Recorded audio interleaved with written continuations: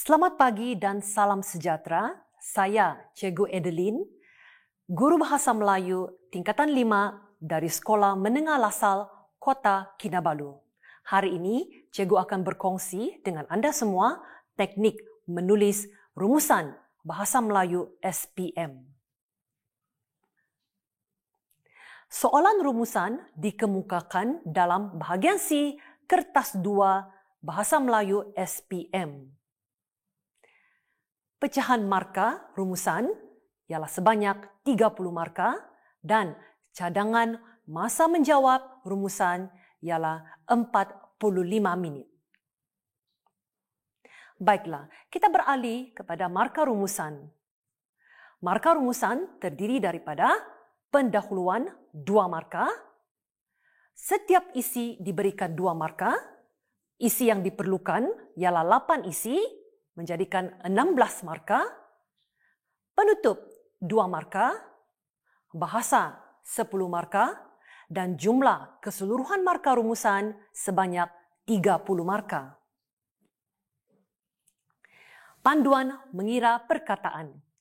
Perkataan yang dikira sebagai satu perkataan.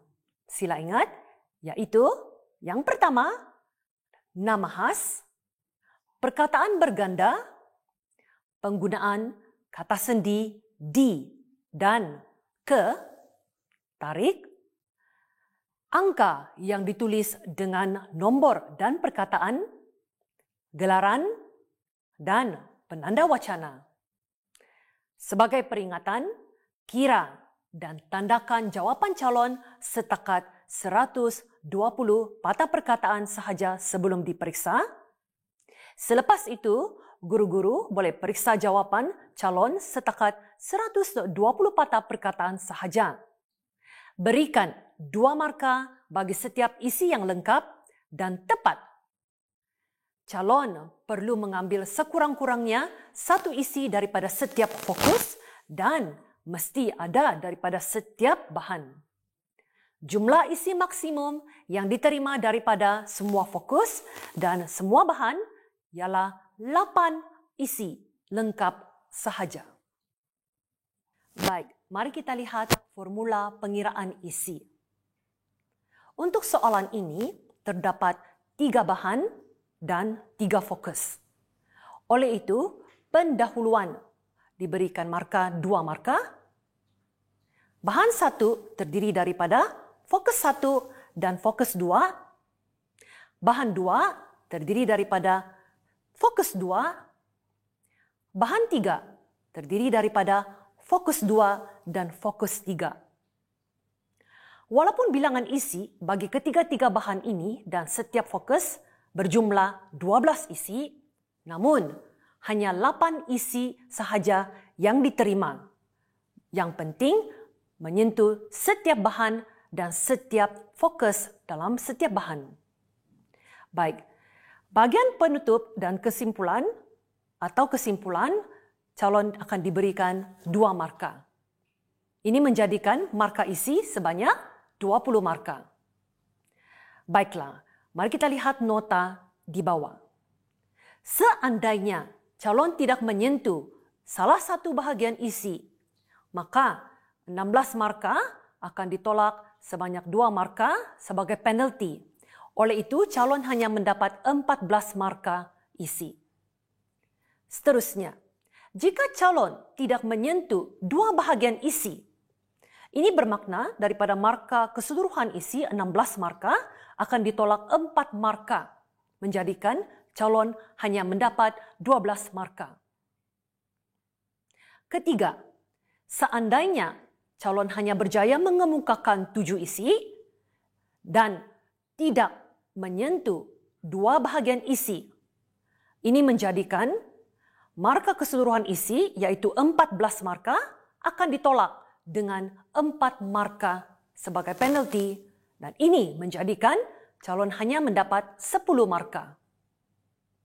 Dan yang terakhir, seandainya satu bahagian isi tidak disentuh, mewakili 14 markah dan ditolak 2 markah sebagai penalti.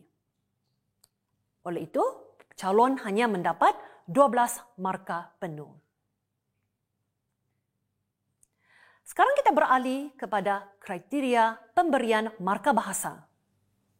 Untuk peringkat cemerlang 8 hingga 10 marka, calon mestilah menulis ayat yang mempunyai kesinambungan yang sangat baik. Kedua, bahasa sangat gramatis dari segi kata dan ayat. Penggunaan tanda baca yang betul dan tepat serta mengikut sistem ejaan Rumi baharu. Penggunaan kosakata luas dan tepat. Pengolahan sangat menarik dan berkesan. Untuk peringkat baik 5 hingga 7 marka, calon mestilah menulis ayat yang mempunyai kesinambungan baik. Bahasa masih gramatis dari segi kata dan ayat. Penggunaan tanda baca yang betul dan tepat serta mengikut sistem ejaan Rumi yang baharu. Penggunaan kosakata masih luas dan tepat dan pengolahan masih menarik dan berkesan. Bagi peringkat sederhana pula, marka bahasa antara 3 hingga 4 marka. Kesinambungan ayat kurang baik. Kedua, bahasa kurang gramatis dari segi kata dan ayat. Penggunaan tanda baca yang betul dan tepat serta mengikut ejaan Rumi baharu. Penggunaan kosakata kurang luas dan tepat. Pengolahan kurang menarik dan berkesan. Untuk peringkat marka yang terakhir, yaitu lemah, antara 1 hingga 2 marka, kriterianya ialah pada keseluruhannya dalam serba kekurangan, tidak memuaskan, kurang, atau tidak difahami. Sebagai peringatan, jika calon menjawab dalam bentuk poin atau fakta, marka bahasa ialah pada peringkat lemah. Jika marka isi 6 marka dan ke atas, marka bahasa dinilai seperti biasa. Jika marka isi 5 marka dan ke bawah, tetapi bahasa sangat baik, marka maksimum bahasa ialah 5 marka. Jika disalin bulat-bulat, perkataan demi perkataan, ayat demi ayat, walaupun jumlah patah perkataan kurang 120 patah perkataan, beri 0 marka bahasa. Jika rumusan kurang daripada 120 patah perkataan, marka bahasa dinilai seperti biasa. Oleh itu, marka maksimum bahasa ialah 10 marka. Seterusnya, bahan rumusan. Jumlah patah perkataan. Panjang jawapan rumusan hendaklah tidak melebihi 120 patah perkataan. Bahan rumusan terdiri daripada sekurang-kurangnya 2 bahan atau 3 bahan daripada sumber yang berbeza. Contohnya, petikan prosa, puisi, dan grafik. Tetapi mungkin mempunyai tema yang sama. Tugasan pula tidak dinyatakan dalam arahan soalan. Oleh itu, calon perlu mengenal pasti semua fokus yang terdapat dalam semua bahan.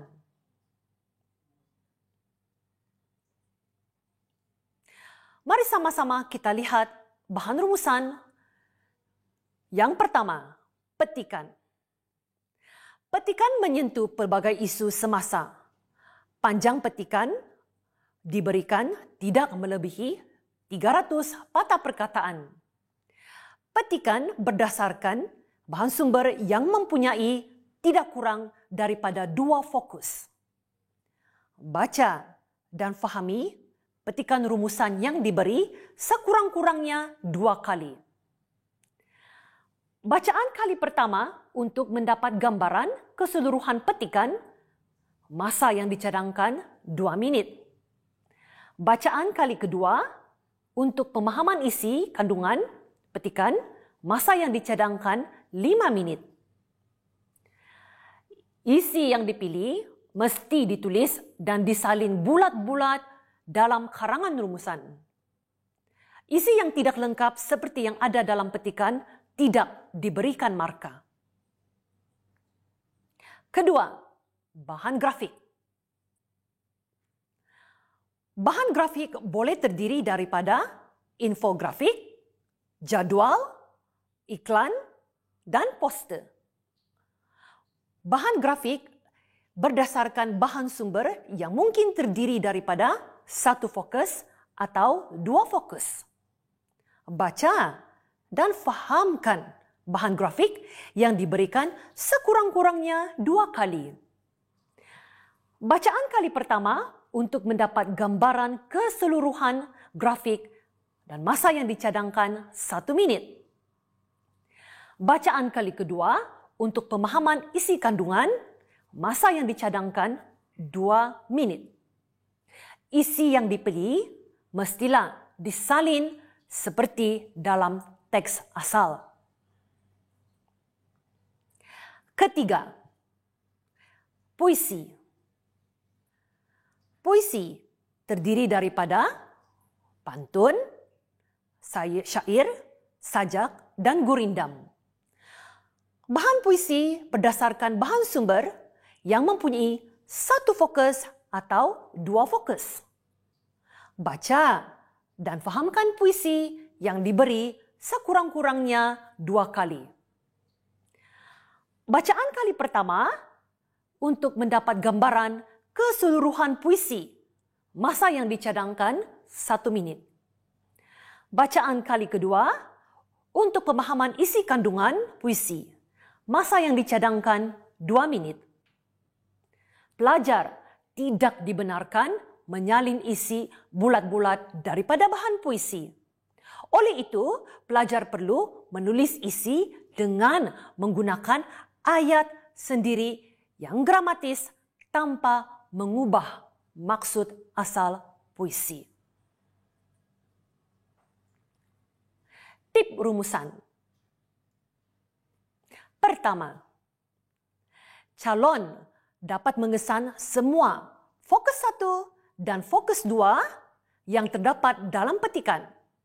Kedua, calon mengesan fokus 1, fokus 2, dan fokus 3 sekiranya ada dalam bahan 2 dan bahan 3 jika ada 3 bahan. Jumlah isi yang diambil daripada fokus 1, fokus 2, dan fokus 3 berjumlah 8 isi. Calon wajib mengambil sekurang-kurangnya 1 isi yang terdapat dalam setiap bahan dan menyentuh setiap fokus. Kesimpulan perlu ditulis dalam 1 ayat sahaja berdasarkan tema, cadangan, dan harapan. Jangan sesekali masukkan sasaran atau pihak dalam penulisan kesimpulan rumusan. Akhir sekali, calon menulis rumusan menggunakan bahasa yang betul dari segi tata bahasa, ejaan, dan tanda baca. Seterusnya, tip menulis rumusan. Bahan 2 atau bahan 3 daripada sumber yang berbeza. Contohnya diambil daripada petikan prosa, puisi, dan grafik yang mempunyai tema yang sama. Calon dikehendaki menulis rumusan berdasarkan semua bahan yang disediakan dengan menentukan fokus 1, fokus 2, dan fokus 3 sekiranya ada daripada semua bahan. Calon perlu mengenal pasti semua fokus yang terdapat dalam semua bahan yang diberikan. Calon digalakkan menulis isi dalam 4 perenggan jika mempunyai 2 fokus atau 5 perenggan jika mempunyai 3 fokus untuk memudahkan penulisan bagi setiap fokus dalam bentuk esei. Baiklah, Hari ini, cikgu akan berkongsi formula menentukan fokus untuk membantu pelajar mengesan fokus dalam setiap bahan. Inovasi teknik KFC, punca tambah obes atau koi, jom kurus. K, mewakili kekangan ataupun membawa maksud yang sama, cabaran, masalah, halangan, dan rintangan. Seterusnya huruf F ialah faedah. Terdapat beberapa kata kunci yang membantu pelajar mengesan fokus faedah. Contohnya, dapat, mampu, boleh, berupaya.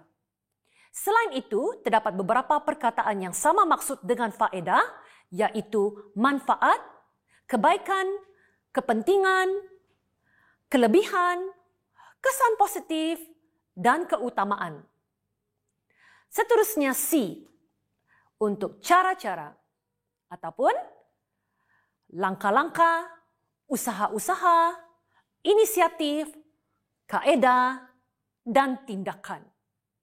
Dan terdapat juga beberapa kata kunci yang membantu pelajar untuk mengesan fokus cara-cara, yaitu adanya perkataan haruslah, perlulah, hendaklah.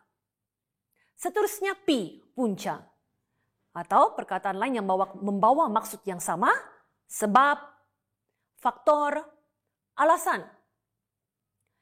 Seterusnya huruf O, objektif, atau tujuan.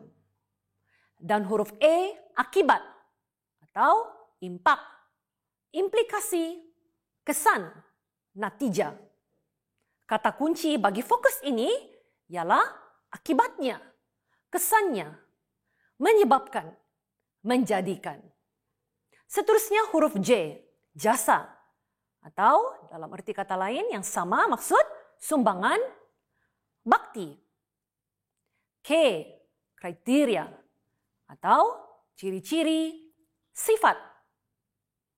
Dan huruf T, tanggung jawab, atau tugas, peranan, dan fungsi. Bagi membantu pelajar mengingat fokus-fokus ini, pelajar bolehlah gunakan teknik KFC, punca tambah obes, atau koi, jom kurus. Baik, mari sama-sama kita lihat bahan pembelajaran kita pada hari ini. Bahan ini cikgu ambil daripada modul inspirasi pendidikan Yapim Bahasa Melayu 2023. Para pelajar boleh mendapatkan bahan ini daripada buku Yapim muka surat 37. Baik, mari kita mulakan. Untuk memulakan menulis rumusan, pelajar perlu meneliti dan membaca bahan satu dahulu. Selepas pelajar selesai membaca bahan ini, pelajar perlu menentukan tema. Apakah cara yang sesuai untuk menentukan tema? Tema biasanya merupakan perkataan atau rangkai kata yang berulang kali disebut ataupun yang terdapat dalam petikan. Contohnya, dalam petikan ini, dalam soalan ini, ialah perkataan kitar semula. Kita dapat lihat terdapat lebih kurang 5 kali perkataan kitar semula yang berulang dalam petikan ini. Selain itu, pelajar juga boleh merujuk kepada bagian yang paling bawah, dipetik dan diubah sesuai daripada tajuk membudayakan kitar semula dalam masyarakat.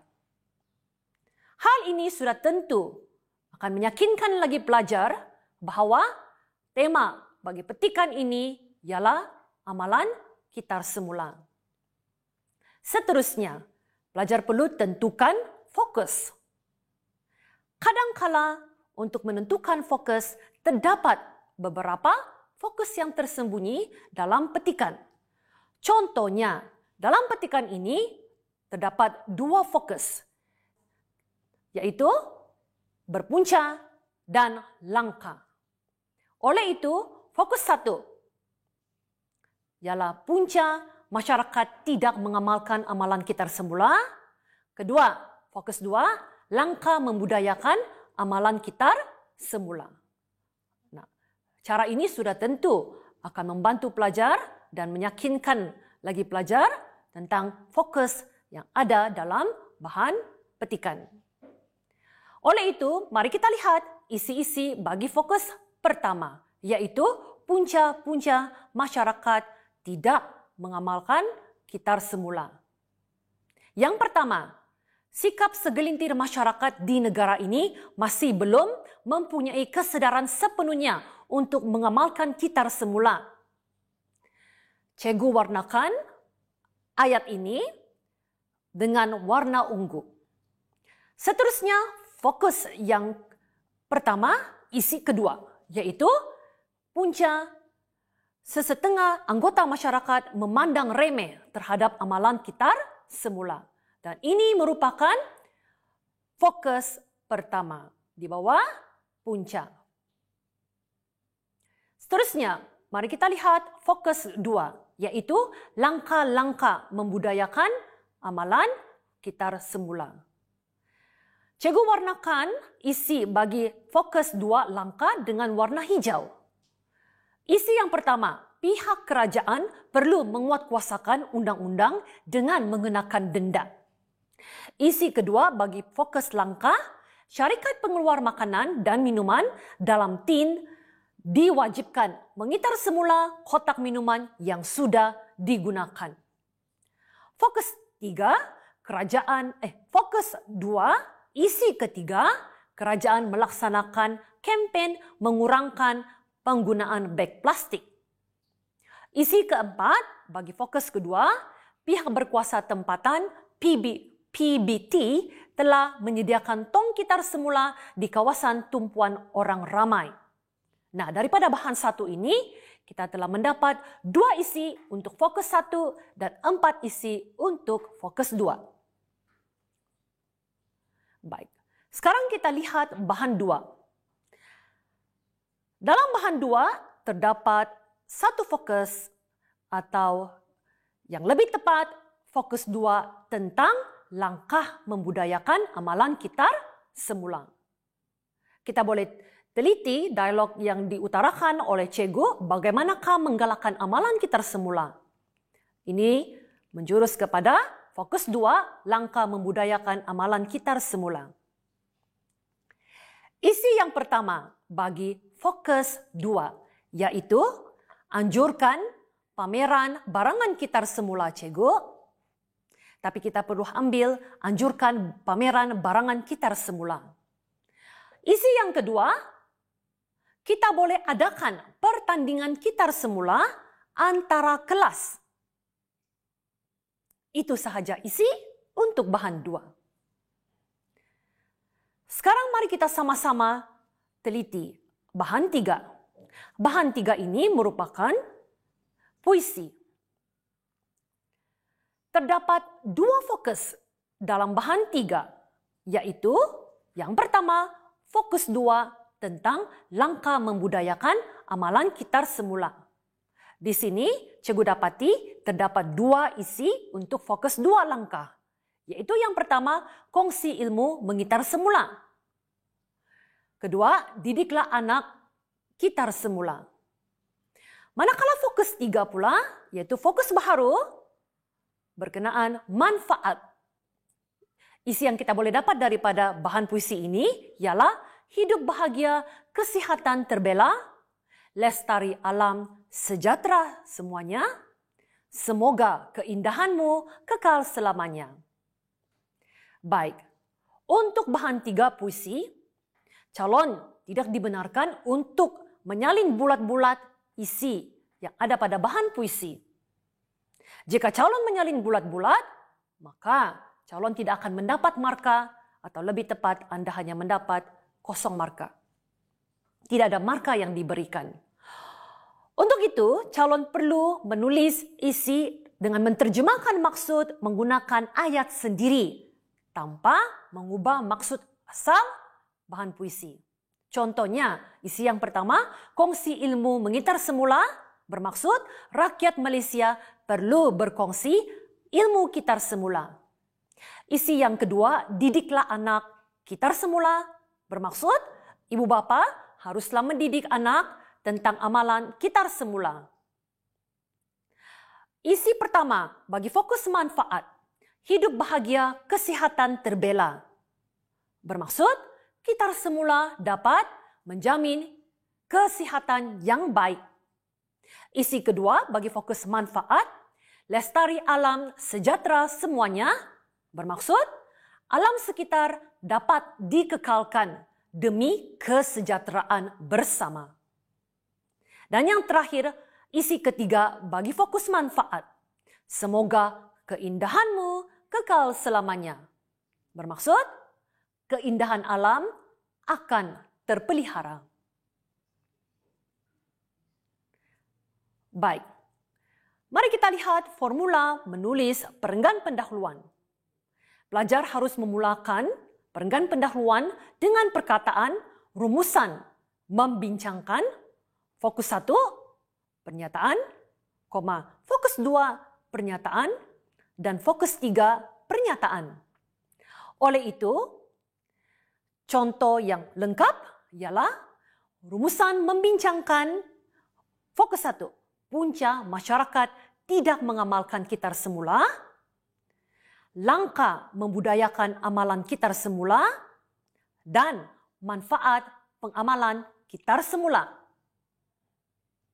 Berdasarkan bahan ini yang mempunyai 3 fokus, formula pengiraan markah pendahuluan seperti berikut, yaitu 3 fokus tepat, calon akan mendapat 2 markah, 2 fokus tepat, 1 markah, 1 fokus tepat, 1 markah, semua fokus salah atau tidak menulis apa-apa fokus, calon hanya mendapat 0 markah dan tidak diberikan markah.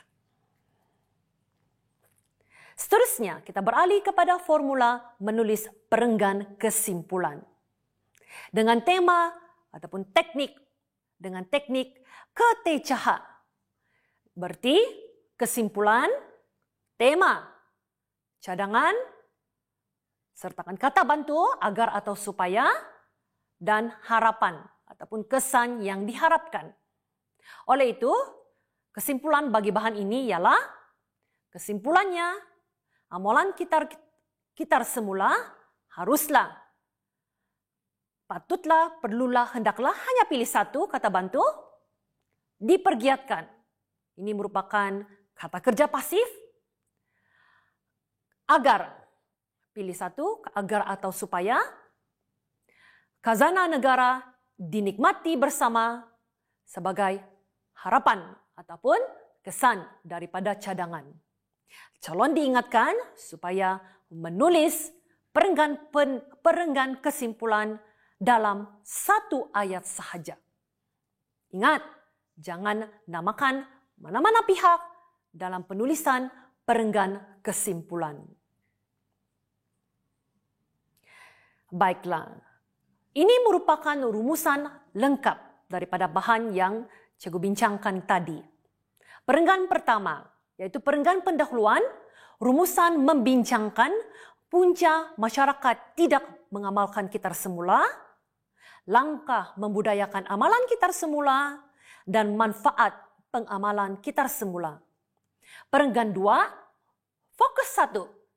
Punca masyarakat tidak mengamalkan kitar semula termasuklah segelintir masyarakat di negara ini masih belum mempunyai kesedaran sepenuhnya. Selain itu, sesetengah anggota masyarakat memandang remeh terhadap amalan kitar semula. Kedua-dua isi ini diambil daripada bahan 1. Perenggan ketiga, langkah ataupun fokus 2. Langkah membudayakan amalan kitar semula ialah pihak kerajaan perlu menguatkuasakan undang-undang dengan mengenakan denda. Seterusnya, syarikat pengeluar makanan dan minuman dalam tin diwajibkan mengitar semula kotak minuman yang sudah digunakan. 2 isi ini diambil daripada bahan 1. Seterusnya, di samping itu kita boleh adakan pertandingan kitar semula antara kelas dan anjurkan pameran barangan kitar semula. Kedua-dua isi bagi fokus 2 langkah diambil daripada bahan 2. Akhir sambungan, selain itu, ibu bapa haruslah mendidik anak tentang amalan kitar semula. Isi yang terakhir ini bagi fokus 2 langkah diambil daripada bahan 3. Perenggan keempat. Manfaat pengamalan kitar semula pula ialah keindahan alam akan terpelihara. Isi ini diambil daripada bahan 3, fokus 3. Perenggan akhir, yaitu perenggan kesimpulan. Kesimpulannya, amalan kitar semula tema perlu kata bantu, dipergiatkan kata kerja pasif, agar kata hubung, khazanah negara dinikmati bersama merupakan kesan daripada cadangan yang diharapkan. Oleh itu, selepas pelajar menulis rumusan lengkap, pelajar perlu mengira bilangan patah perkataan dan pastikan tidak melebihi 120 patah perkataan. Sekian saja perkongsian cikgu pada hari ini. Semoga memberi manfaat kepada semua. Sekian dan terima kasih.